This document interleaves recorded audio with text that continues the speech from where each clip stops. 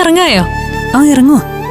അച്ഛാ, അഭിയേട്ടന്റെ പരാതി പ്രകാരം അമ്മയുടെ മരണ ദിവസം കലാവതി മഹീന്ദ്രനും അഭിയേട്ടന്റെ വീട്ടിലെത്തിയിട്ടുണ്ട്.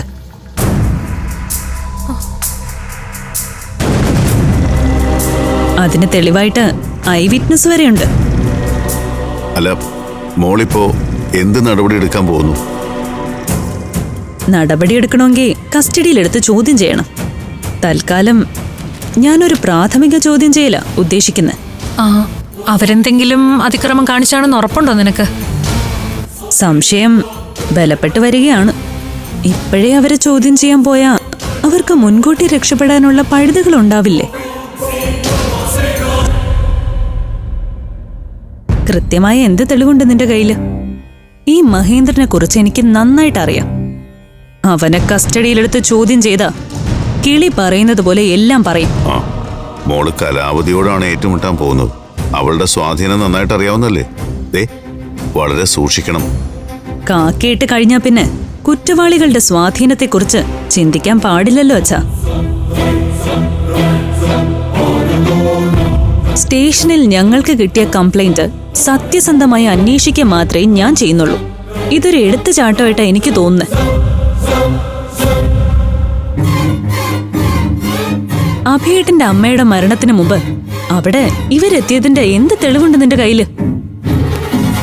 വിറ്റ്നസ് ഉണ്ടല്ലോ. അന്നേ ദിവസം അവിടെ കാറ് നിർത്തി കലാവതി മഹീന്ദ്രനും പോകുന്നത് കണ്ട സാക്ഷിയുണ്ട്. അതല്ലേ പ്രധാനം.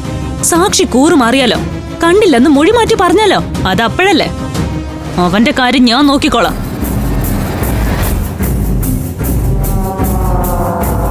നീ എന്നെ വെറുതെ കൺഫ്യൂഷൻ ആക്കണ്ട.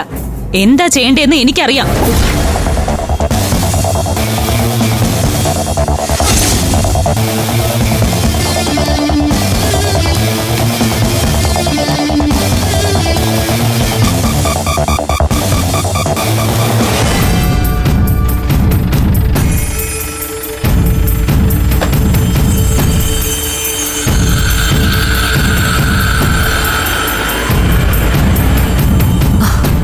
മോളെ, അവക്ക് നല്ല കോൺഫിഡൻസ് ഉണ്ട്. ഇത് കോൺഫിഡൻസ് അല്ല അമൃതേച്ചി, ആരംഭശൂരത്വ. ഇങ്ങനെ തെളിവുകളില്ലാതെ ചെന്ന് ചോദ്യം ചെയ്താ പ്രതികളാണെങ്കിൽ തന്നെ അവർക്ക് രക്ഷപ്പെടാനുള്ള എല്ലാ പഴുതുകളും ഒരുക്കി കൊടുക്കുന്നത് പോലെ ആവും.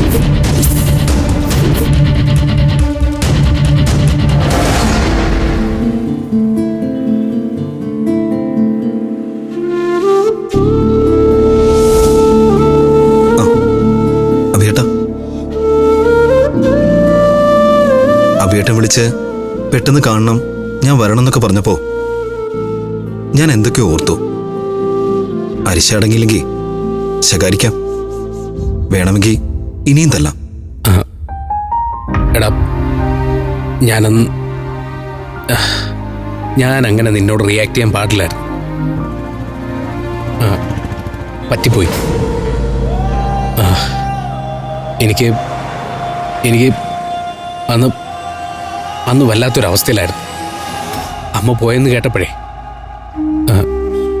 അസുഖം വന്നാലും തളർന്നാലും കിടപ്പിലായ പോലും അടുത്തുണ്ടെന്നൊരു തോന്നലുണ്ടല്ലോ.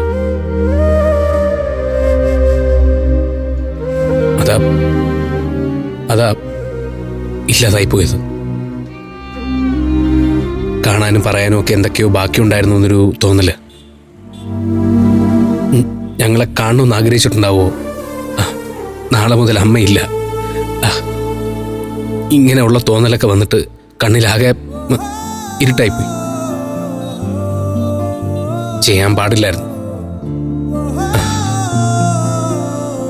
നിന്റെ മനസ്സിലുള്ളത് പോലും കേൾക്കാതെ ഞാൻ നിന്നെ വല്ലാതെ വേദനിപ്പിച്ചു. നീ എന്നോട് ക്ഷമിക്കില്ലേ?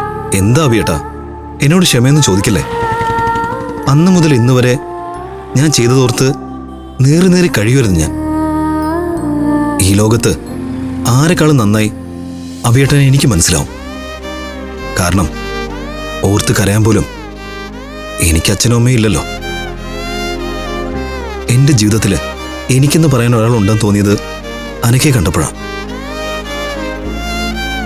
പിന്നീട് അവളിലൂടെ എനിക്ക് എല്ലാവരെയും കിട്ടി.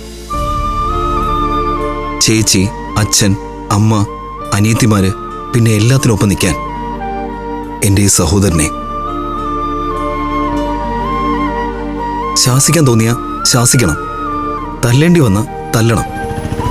അഭിയേട്ടൻ അന്ന് അങ്ങനെ പെരുമാറിയതിൽ എനിക്ക് ഒരു വിഷമവുമില്ല. എൻ്റെ അനിയനല്ലേ നീ? ഇനി അനഘയുടെ പിണക്കം കൂടെ മാറ്റണം. നിന്നെ വഴക്ക് പറഞ്ഞതിൻ്റെ പേരിൽ മുഖം വീർപ്പിച്ചിരിക്കുന്നുണ്ട് അനഘ. അവളെ കൂടെ ഒന്ന് കാണണം. ആ, പോയിട്ട് വരട്ടെ. അഭിയേട്ടാ, അമ്മയുടെ മരണത്തിന് പിന്നിൽ അഭിയേട്ടന് സംശയമുണ്ടോ? അല്ല, അനക്ക സൂചിപ്പിച്ചായിരുന്നു. എൻ്റെ സംശയങ്ങൾ തെറ്റാവണമെന്ന് വിശ്വസിക്കാനാണ് എനിക്കിഷ്ടം. മറിച്ചാണ് സംഭവിക്കുന്നതെങ്കിൽ അഭിയേട്ടാ, ഞാനുണ്ട് കൂടെ.